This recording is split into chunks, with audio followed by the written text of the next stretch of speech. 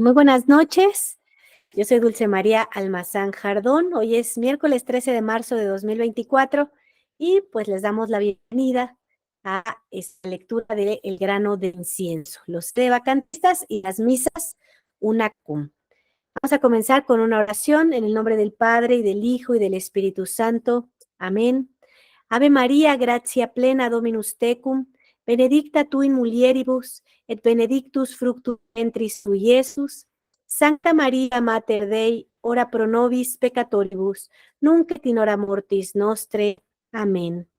San José, ruega por nosotros y pedimos la intercesión poderosa del Espíritu Santo.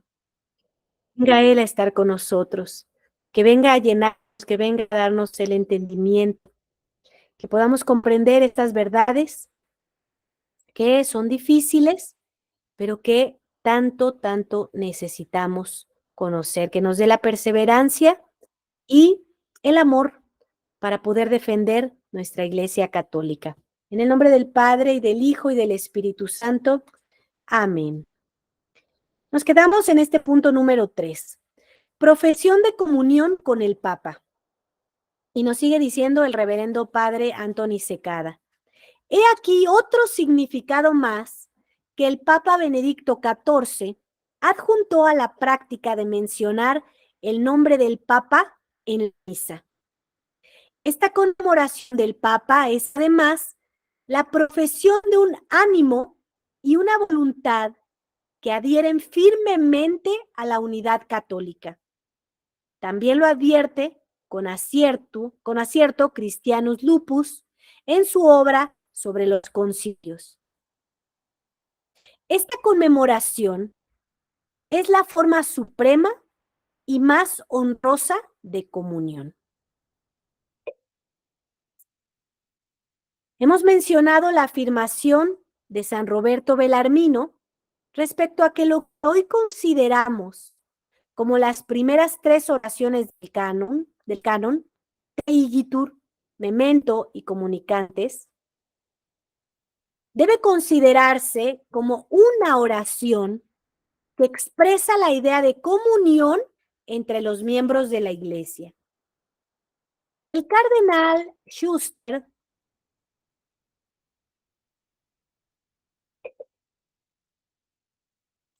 ofreció una reconstrucción de una versión anterior del texto del canon que refleja esto. Él sostenía que la palabra que comienza lo que hoy es la tercera versión del canon, comunicantes, que significa en comunión con, estaba directamente unida, sin oración intermedia, a la petición de la primera oración que mencionaba el nombre del Papa. El sentido del texto que resulta es el siguiente. Que nosotros te ofrecemos por tu iglesia. Nosotros que estamos en comunión con y somos uno con tu siervo, nuestro Papa, y venerando ante todo a la gloriosa y bienaventurada, siempre virgen, etcétera, etcétera, etcétera, ¿verdad? Entonces, volvemos a tener esta certeza de que la Iglesia Católica pone este canon para crear esta comunión, no como nos decía lo que leímos ayer en el artículo. Nada más estábamos rezando por alguien.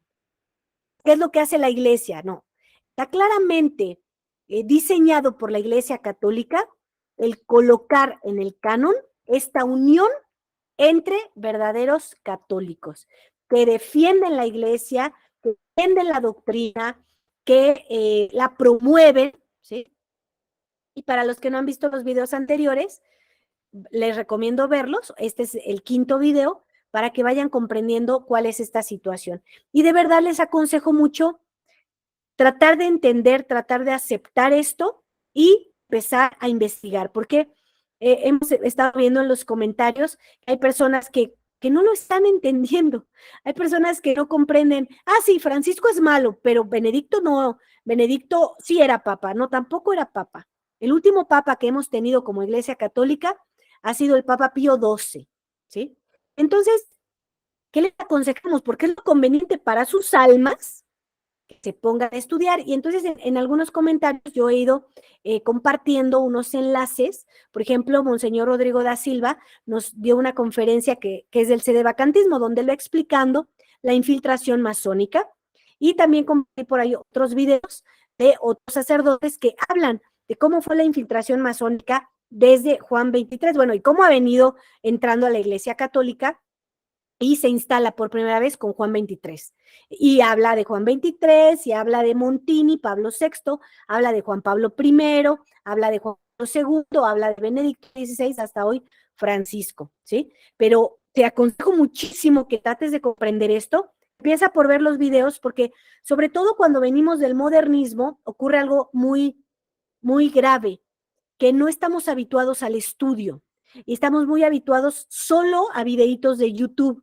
Y lo que pretenden estos videos es como abrirte el apetito, comprender la gravedad del asunto y que te intereses en profundizar en la lectura, ¿sí?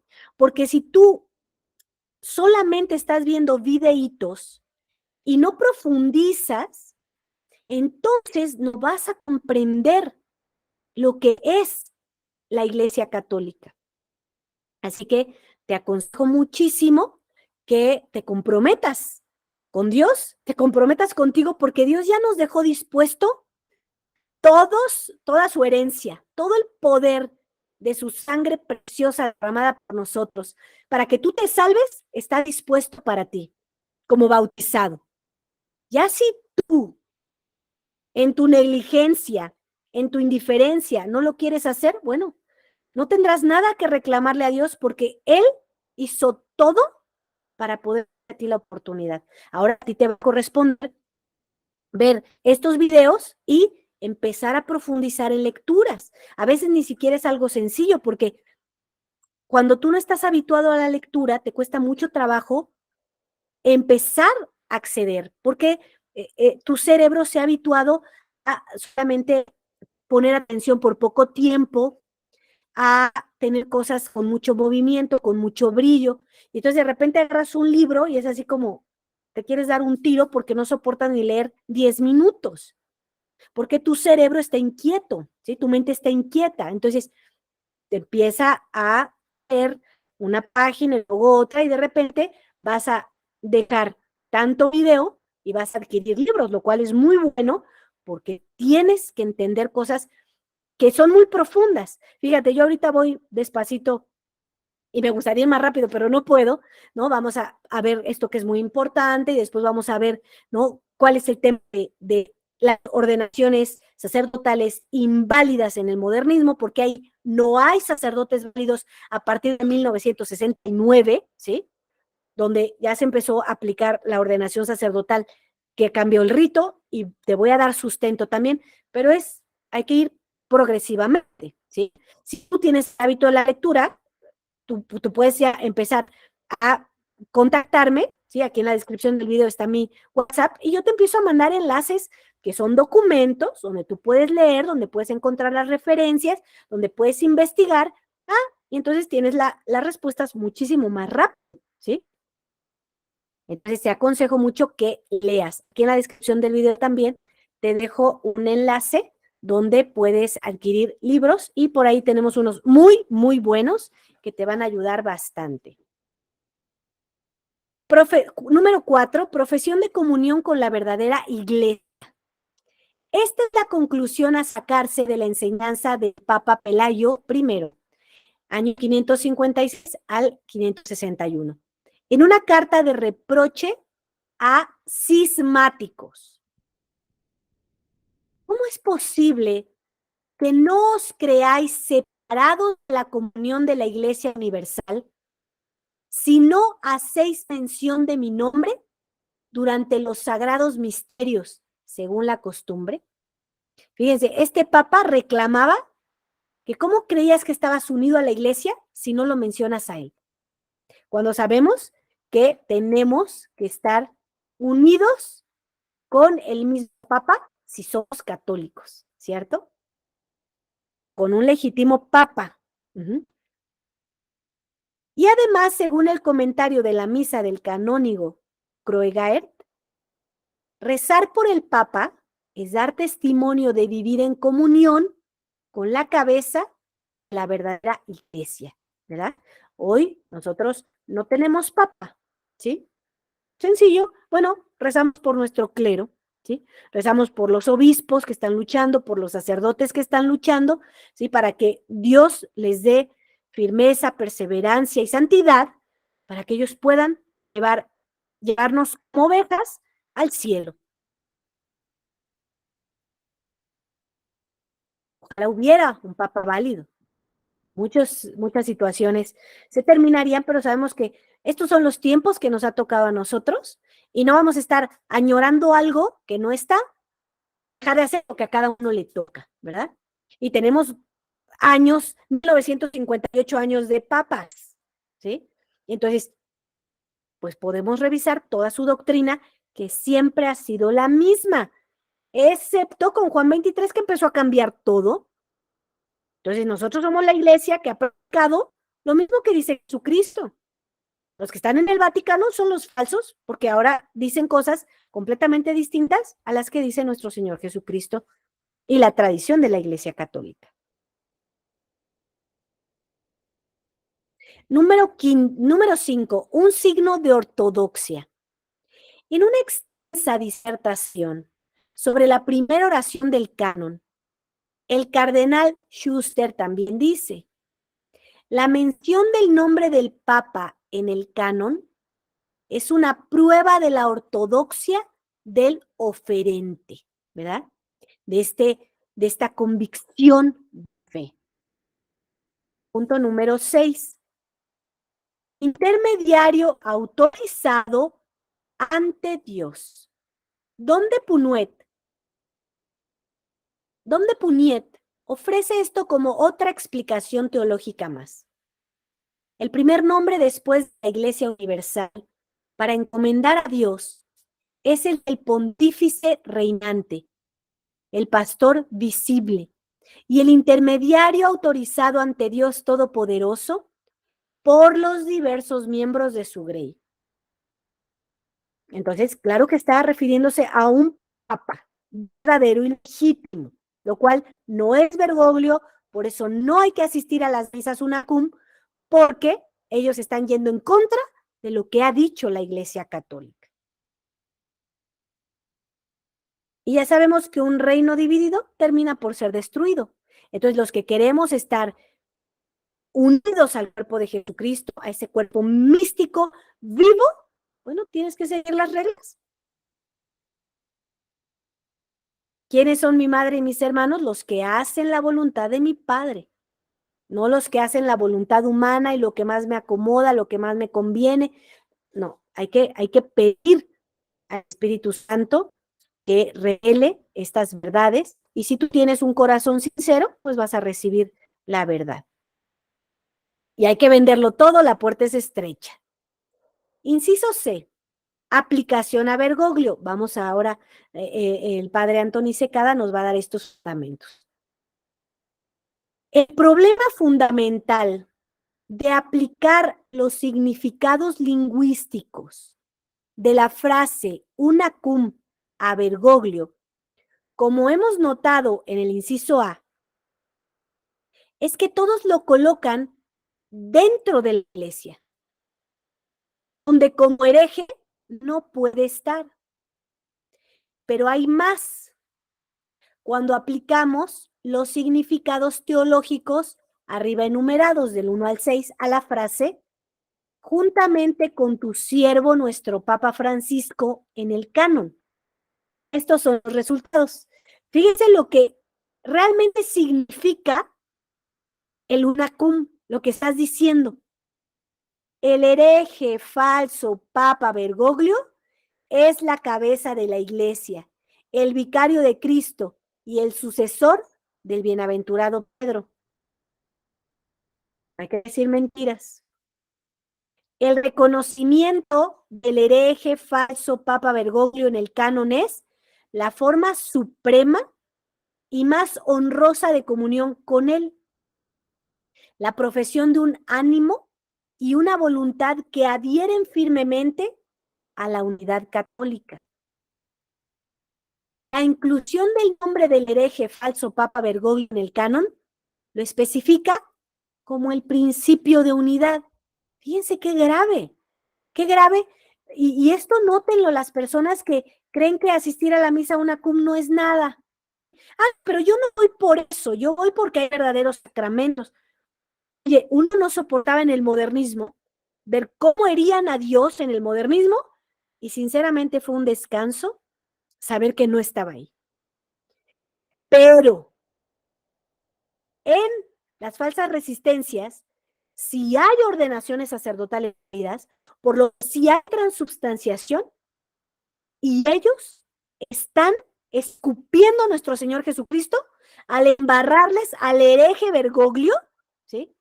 Que no se cansa de ofenderlo, que no se cansa de ofender a nuestra Madre Santísima diciendo que no fue santa, ¿sí? Y yo no entiendo cómo tú puedes soportar eso si amas a Dios. No, no lo puedo comprender. Sí, tan sencillamente.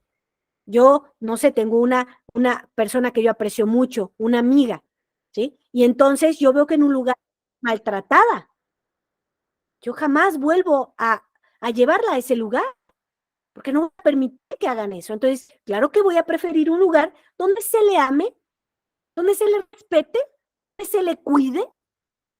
Entonces, ya basta de estas tibiezas, ya basta de estos desórdenes, ¿sí? De, ay, no pasa nada, al fin solo es Jesucristo, al que en la misa, en el santo sacrificio, lo más importante, está entregando toda su vida por mí. A mí no me importa, me hago de la vista gorda, que digan que Bergoglio es papa.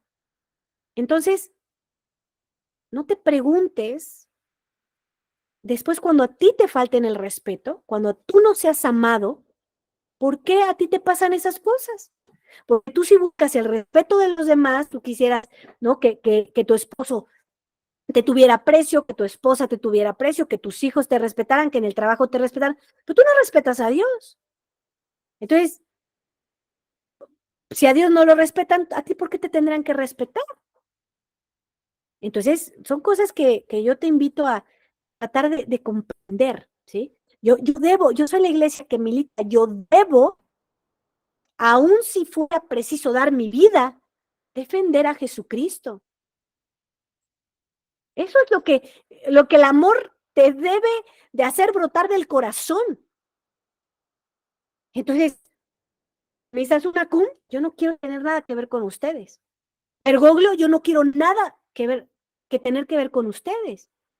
Concilio Vaticano II, yo no quiero tener nada que ver con ustedes. Si es que amas a Dios.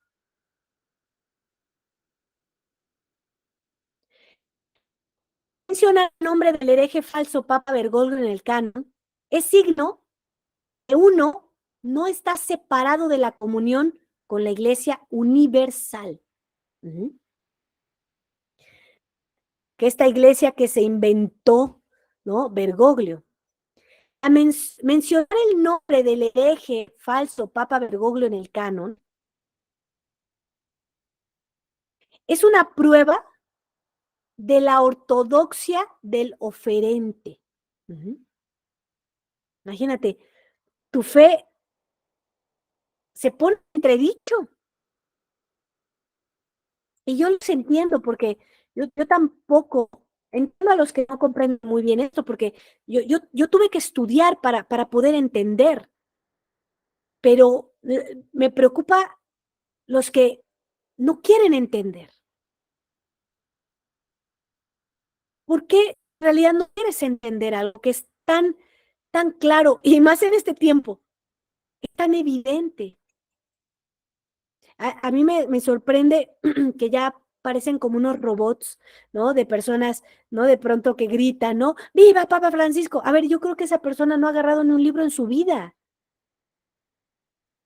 Yo no sé siquiera si tiene, no dicen, no puede tener sinceridad en el corazón. Porque entonces, ¿por qué no está pudiendo revelarte el Espíritu Santo algo que es tan evidente?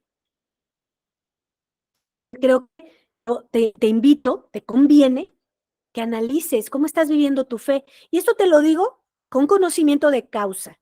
Yo llevo 6 años desde que el Señor a mí me llamó, ¿sí? A ser fiel, a ser firme con Él. Y durante 6 años he conocido muchos católicos tibios.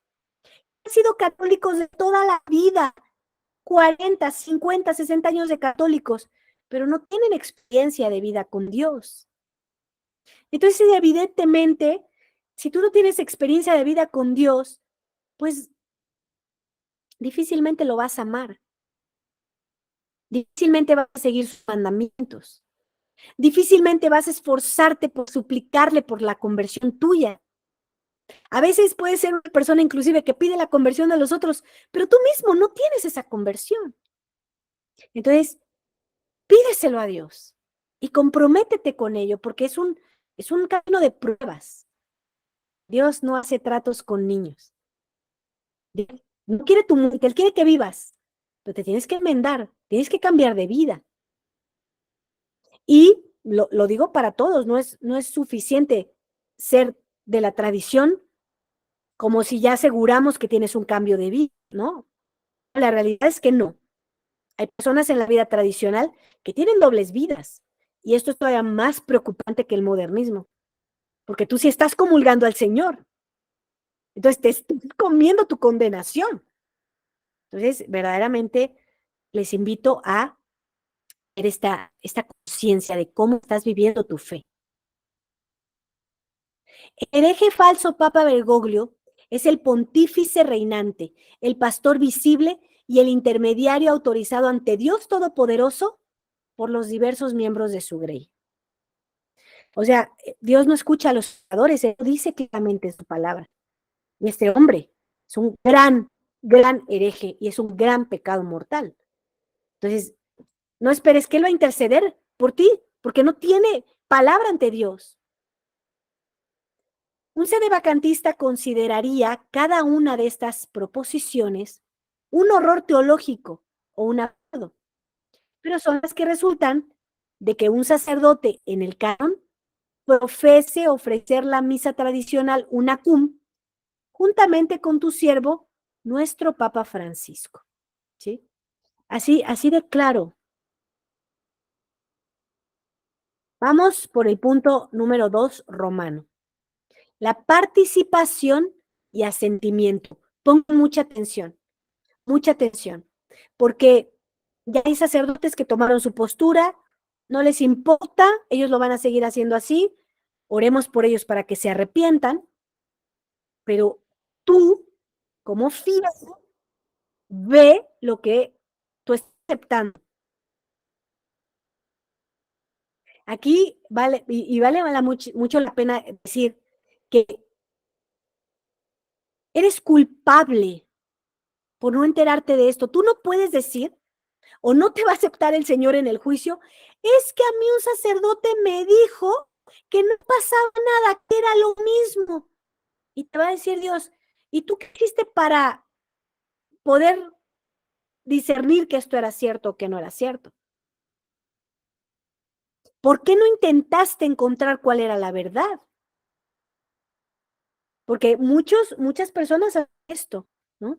Voy y pregunto algo que es de fundamental importancia a alguien que no está claro. Entonces, tú tienes que entender esto porque no vas a poder decir, ay, es que a mí me dijo alguien. A ver, si me dijo, yo entendí y procesé y le pedí al Espíritu Santo me lo revelara y me encomendé a la Sagrada Familia a decirle, no me dejen perder, díganme qué es esto. Ah, entonces vas a tener la verdad. Hasta aquí hemos discutido el significado de lo que el sacerdote dice en el altar, pero ¿qué efecto, si es que hay alguno, tiene toda la información anterior sobre el hombre común?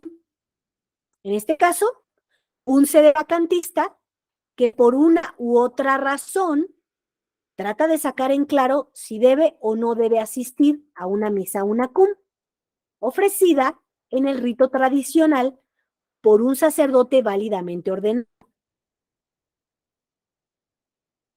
La inclinación humana innata a actuar de modo coherente con convicciones firmemente sostenidas, dice al sedevacantista que no debe asistir a una tal misa. Su presencia implica consentimiento. Fíjate, tu presencia en la misa unacum te hace a ti consentir con esto, con lo que está mal, con un hereje que ofende al que amas o se supone que deberías amar sobre todas las cosas. Importante de entender, ¿eh? Entonces, tu presencia implica que consientes esto. Por otra parte, es el sacerdote quien pronuncia el nombre del hereje. El sedevacantista objeta la práctica. ¿Puede él retener su consentimiento a la frase juntamente con tu siervo, nuestro Papa Francisco? Algunos han argumentado, y con bastante insistencia, que eso es posible, pero no lo es. Y la noción es completamente ridícula. A mí esto me gusta mucho de la tradición. Me hace feliz estar en una iglesia militante. El sí es sí y el no es no. Claro. Y fíjate cómo te está dando argumentos inteligentes, lógicos, fundamentados en la tradición de la Iglesia Católica. No es su opinión. Si has visto, llevamos solo 5 hojas de 21 y se ha encargado de darte argumentos y argumentos y argumentos y argumentos, ¿sí? Si con todos estos argumentos tú no entiendes, es porque tú no quieres entender.